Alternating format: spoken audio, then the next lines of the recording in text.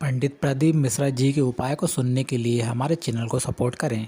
सूखे आम के पत्ते जमीन पर गिर जाएं। कैसे पत्ते? जब पतझड़ का मौसम आता है तो आम के जो पत्ते नीचे जमीन पर झड़ते हैं, 21 पत्ते इकट्ठे कर कर उसको आग लगाकर जलाकर भस्म तैयार कर लीजिए।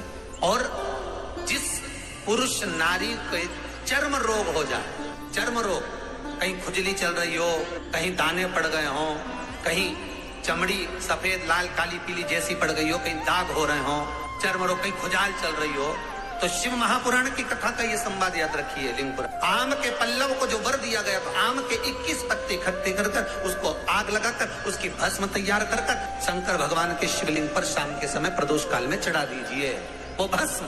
और उस भस्म को उठाकर लेकर आ जाओ, डब्बी में भर लो और गाय का घृत उसमें डाल लीजिए और उस स्थान पर लगाना चालू कर दीजिए। 3 दिन में दांत खाज खुजली जो भी होगी मिटना प्रारंभ हो जाएगी। उसमें इतनी प्रबलता आ जाती है। शंकर को जो भस्म चढ़ी है, आम के पत्ते की भस्म का भी हमारा शास्त्र वर्णन करता है। उस भस्म को छान कर पीस कर उसकी कोई दुकान आप डाल रहे हो, नया व्यापार चालू कर रहे हो और लग रहा है कि चलेगा कि ना चलेगा। पहले भी मैंने 2-4 दुकान डालकर देख ली, नहीं चली। अब नया डाल रहा हूँ, कर्जा कर डाल रहा हूँ, पैसे लाकर डाल रहा हूँ, चलेगा नहीं चलेगा। तो उसके लिए सबसे पहला काम करो, कम से कम दुकान खोलने के 7 दिन पहले आम के पत्ते की बंदरवाल बांधो। दुकान का मुहूर्त होने के 7 दिन पहले आम के पत्ते की बंदरवाल बांधो और कहीं आम के पत्ते की भस्म मिल जाए, वही भस्म जो आम के पत्ते 21 उठाए सूखे वाले, अलग से तोड़ के मत सुखाना, जो पत्ते नीचे गिरे हों उसको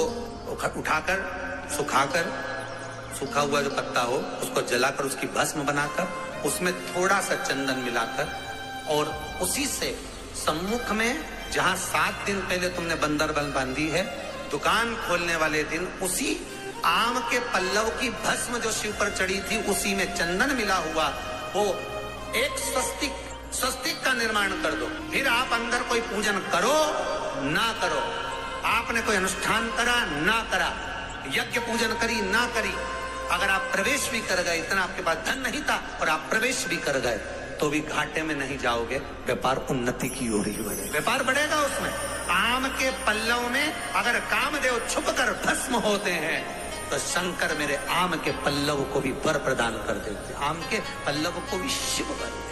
शनिवार के दिन जो पीपल के वृक्ष में सरसों के तेल का दीप लगाता है उसको शनि कभी परेशान नहीं करता। एक बात हमेशा ध्यान रखिएगा, मान लो अगर कोई भारी रोग ऐसा शनि महाराज के कारण हो गया हो, अच्छे काम करते करते उल्टे हो रहे हैं, होते हैं किसी किसी के साथ में, विपरीत परिस्थितियां आ जाती है, अच्छा करने जाओ बुरा हो जाता है, अच्छा कर्म करने जाओ बुरा हो जाता है। तो पीपल के वृक्ष की जो छाल होती है, छाल देखिए, पीपल के वृक्ष में जो छाल लगी होती है, उस छाल को घिसकर चंदन बनाकर भगवान शंकर का स्नान कराकर, अभिषेक कराकर, पूजन कराने के बाद में पिपलेश्वर महादेव का नाम लेकर